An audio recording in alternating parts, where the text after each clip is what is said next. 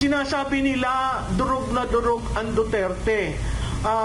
Bakit kailangan nating isama si BBM sa usapan? Kasi wala naman pinakitang masama si PRRD. Hindi ang problema kay PRRD, ang problema nandun sa Pangulo. Internationally, everyone knows PRRD. ASEAN level, everybody wants him. Why? Because the mold of leadership sa ASEAN is strong leader. Wala akong nahahalal sa ASEAN na malamya. At pag malamya, naaalis. Kita niyo nagkudeta, no? Sa Myanmar. This is my third weekend helping out various parallel groups ng Duterte. Nung nag-reach out si Wendell at narinig ko yung dayang hirang, sabi ko, naku, kailangan ako mag-alat ng time dito. So, pumunta po ako dito sa susunod na linggo. Nasa Cebu naman po ako dun sa another Duterte group. Siguro ito ho yung paraan ko para yung aking kaalaman ay makatulong sa kampanya ni Vice Presidente Sara Duterte, no? Yun yung kampanyang yon na paaga when she made the declaration last February 18. So ang ibibigay ko po sa inyo ay national situationer. Anong nangyayari? What is the arena right now? Where are we going? And the things that we need to do. So unang-una po dyan, yung declaration ni VP Sara Duterte na bago ho ang arena, nung siya'y nag-declare, nung una siya ay defendant ng impeachment dahil sa declaration niya naging frontrunner. And I think that is a very brilliant move because anytime na titirahin siya, pwede mong sabihin na mumulitika ka dahil nag-declare ako ng maaga. So, nakikita naman po natin yung ginagawa niyang pag-explain sa SMNI and she will be doing that every week. Tumutok ko kayo sa SMNI at doon niya i-explain dahil ano ho ba ang doon sa impeachment court, napakahirap siyang pumunta sa House of Representatives to explain. Napakahirap rin ho ng defense lawyers to be allowed to talk. So, anong nangyayari ho? May naratibo, pinaltan niya yung arena, and then, pinapaltan niya yung paraan para maintindihan ng tao, ano ba talaga ito? So, February 18, she ran. She was the first to declare. And then, practically, the unit team got dissolved. Wala nang pag-asa kasi before her declaration, meron pa nagsasabi na pakikiusapan natin si Inday, magre-reach out tayo. Ngayon ho, wala na yan. So, dissolved na talaga ho yung unit team, no? Huwag na niyong asahan na bumalik. Next slide. Makikita po niyo yung collapse ng unit team. Kaya po hindi pa pwedeng ang ating framing ng messaging ay unity. Kasi siran-sira yun sa botante, no? So nakita nyo, 2022, unity wins sa landslide, Marcos Duterte Alliance at its peak. For the first time in presidential history as well as national campaigns history, may nakakuha ng 31 at 32. Okay? So, malalaking bagay po yan. Kaya nga yung sa amin ho, sa publicus, we're setting up and we're looking for the 32 million. Whether you register or not, we want to locate you and we want to find out where are you. Kung hindi ka magsasabi ng katotohanan, hindi ka makakatulong dito sa gagawin natin sa 2028. Mid-2023, naglasign ho siya sa lakas. Tapos, nakita na natin yung cracks. No? June 2024, Sara resigns as Education Secretary. That was 19 June. So, it was actually 1 year in office. So makikita nyo na at nag-resign rin siya sa NTF-ELCAC kasi she was appointed by the President to be co-chair. By February 2026, she declared and permanently set aside the unit team. Next, the threats around BP Duterte's declaration. Number one is the impeachment complaint. Lumalabas at may nagpapalabas na she has been impeached. That is not true. In the first impeachment, the Supreme Court said null and void, as if hindi siya na-impeach. So mali po yung may nagpapalabas na impeach na yan at second impeachment po ito. Ang nangyari po sa committee, hindi po siya na-impeach, no? Wala pa ho doon. Ang 54-1 is a decision of the termination on form and substance. Okay? Sa substance, wala pang presentation ng evidence.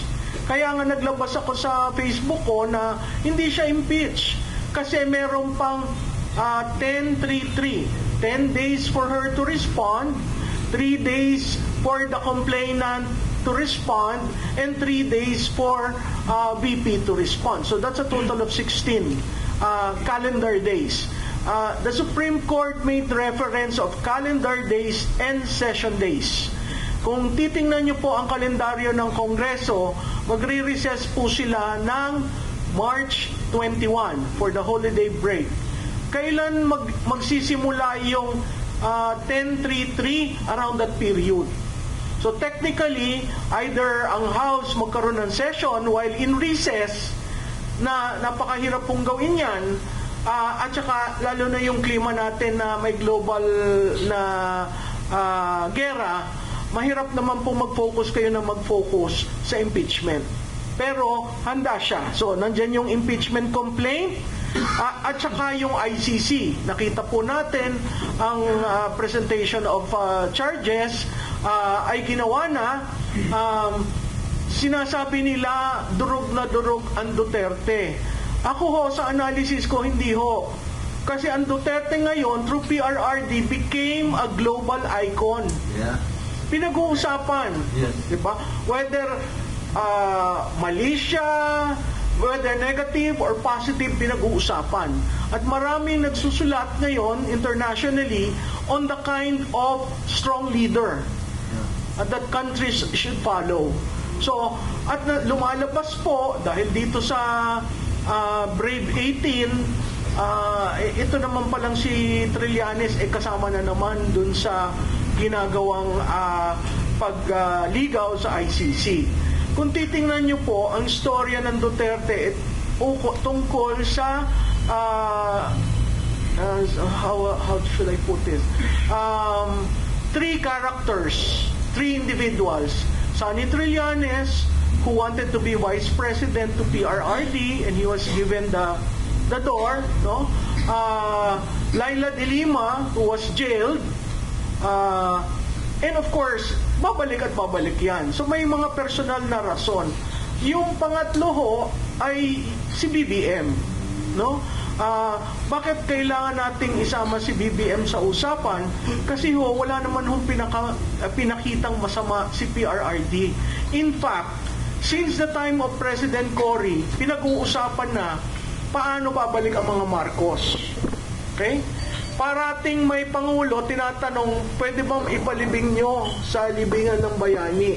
Anong ginawa ni PRRD? Early on in his administration, he chose to use his political capital to bury the guy at libingan ng bayani. So, kung ito hindi nasa isipan ng ating Pangulo, hindi ang problema kay PRRD, ang problema nandun sa Pangulo, no? So, history na yan, kasaysayan na ho yan ang nag-set niyan. So, kailangan po nating maintindihan ang mga bagay-bagay na ito na kahit sa international may Duterte pinag-uusapan, pag may kilala kayong international media, tinatanong, how will she be different from the father? So, internationally, everyone knows PRRD. ASEAN level, everybody wants him. Why? Because the mold of leadership sa ASEAN is strong leader. Wala hong nahahalal sa ASEAN na malamya. At pag malamya, naaalis. Kita niyo nagkudeta, no? Sa Myanmar, sa Thailand, sa Cambodia. Strong leader talaga ang prototype ng leadership sa ASEAN. So, apart from that, makikita nyo rin na napakahalaga na pag-usapan, next slide, yung Duterte as a competitive frontrunner. Bakit to competitive? No? Dahil rinidefine niya yung arena na hindi na siya defendant, ngayon siya ay frontrunner. Kasi siya una nag-declare. Ngayon, may mga analyst na nagsabi, hindi, magiging katulad yan ni Binay at ni Villar. Kaya po, siguro dun, yung ilan sa inyo na nakakita, parati ho akong sinasabing DDS, sinasabi ko hindi ako DDS. Bakit ho? Nahihiya ho ako doon sa original na DDS. Kasi noong 2016, kay Binay ho ako. Si Binay yung kandidato ko. Yun yung first time ko nakikita si PRRD sa mga debates. Parati ho niya ako linoloko na parati ho ako may dalang mga box at folder. Sabi niya, Day, ano yan? Sabi ko, sir, platform ho namin. Alam mo, wala akong platform. Sabi ko, sir, kay Binay ho ito. Sabi, hindi, pakita mo lang sa akin. Sabi ko, ano ba itong kandidatong ito, no? Pangalawa namin pagkikita, nahiya naman ako sa kanya kasi, sir, nakabarong ho lahat ang aakyat sa stage. Ganun ba? Hindi ba maganda itong suot ko? Hindi, sir. Sa Pangasinan ho yun. Nagpabili siya ng barong sa palengke. Kasi sinanap niya ako. Sinabi pa niya kay Jojo Binay, asan yung may dala parati ng yung plataforma mo daw? So sabi ni Jojo sa akin, bakit alam na plataforma? Sir, tinatanong, kinukuha. Ganun ba? O di, tinawag ako ni Jojo. Ito. Digong, ito si Malu. Di formally, nagkakilala kami. Doon sa debate sa Pangasinan. Sabi ko, sir, ba't mo ko hinahanap? Papakita ko sana yung barong ko. Suot na niya. Tapos sabi ko, sir, parang kita ko yung kamisa chino nyo. Ay, hindi ba ito maganda? Ay, sir, si Mayor Jojo, ang daming dalang barong. Si BP Jojo, ang daming dalang barong. Ganun ba? Bakit ho? Kasi yung barong niya, lampas, mahaba, tapos yung t-shirt niya, di ba, pag sa barong, nakikita. Tapos naka-maong ho siya. So sabi ko, sir, ibaba mo yung t-shirt mo para hindi, ganun ba? May ganyan-ganyan. Alam mo naman sa amin, wala kaming ganyan-ganyan. Sabi ko, sige. Pagkatapos, sir, huwag mong i-roll yung barong. Bakit Makati? Kasi sir, cheap yung binili mo. Hindi ba kakatihin ka kung galing sa palengke? So sabi ko, pero nakabarong ako, ha? Oo, sir, pero hindi, parang okay na yan. Basta nakabarong ako. Sige. Yung sunod na pagkikita namin sa debate rin, nung ayaw lumabas ni BP Jojo, sabi niya, Day, ano ba yung iyong kliyente? Ba't ayaw lumabas? Sir, kasi magpe-present kami ng data. Wala ng data. Tinan mo ako kung magtanong.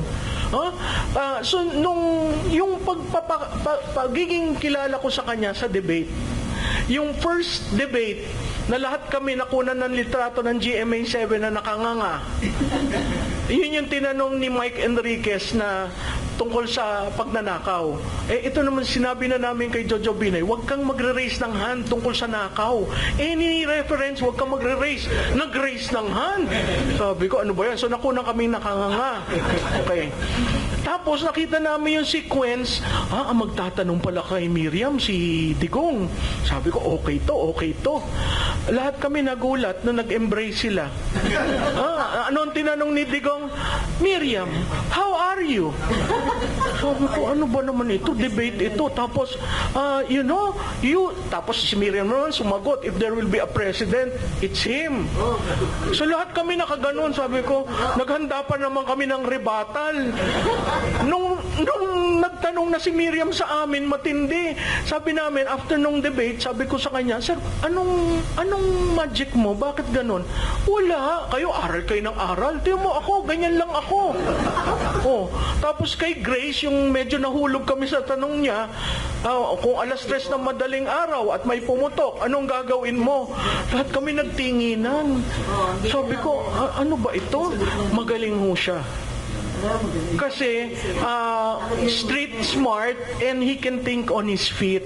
So sabi ni Jojo sa akin, kasi kinuha ako for debate preparation. Sabi ko, sir, talo na tayo dito. Hindi, Malo, talo na ho tayo dito. Bakit naman? Tingnan mo, sir, ha? Ganito si Makati, ganito si Davao. Parehong LGU. Parehong mga mayors, ang core. Naku, nakita ho namin sa survey namin, unti-unti kami nahuhulog. Tapos yung linya na unti-unting tumataas, si Duterte. So sabi namin, ano ba namang style nito? Tinapon niya ang playbook sa pananamit, sa pagiging kandidato, sa panliligaw. Talagang tinapon niya. Tapos wala naman siyang pondo sa ads. Di ba? Lahat nasa social media. Tapos, alam mo niyo what broke our back? It was the BGC rally. Kasi sa BGC, late na siyang dumating, hinihintay siya ng tao. Yung sabi ni Jojo, nasaan kayo? Sir, nandito kami sa BGC. Anong ginagawa niyo dyan? Tinitingnan ho namin reaksyon ng tao. Bakit? May iba pa bang reaksyon? Sir, naghihintay sila, walang pakain, walang patubig. Late na siya ng parang 5 hours, 6 hours. Pero nandun yung tao. So sabi ko, mahirap ito. So ang usapan na lang namin ni Jojo, kasi umalis na ho nun si John Vic. At kaya ko sinasabi si John Vic, dahil yan ang isang pangalan sa 2028. Iniwan niya ho kami. At ang role ko, para siya sabihin, wag mo namang gawin yan kay Jojo. Umalis na ho siya. So, si John Vic is the kind of a person who does that to your team. So, medyo nahirapan kami doon. So, Duterte as a competitive frontrunner, meron po tayong structural advantage kasi kaya ho siya hindi katulad ni Binay at ni Villar.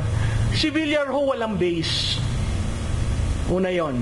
Pangalawa, namatay si Cory. Hindi naman ho dahil kay Villar at ang tweet,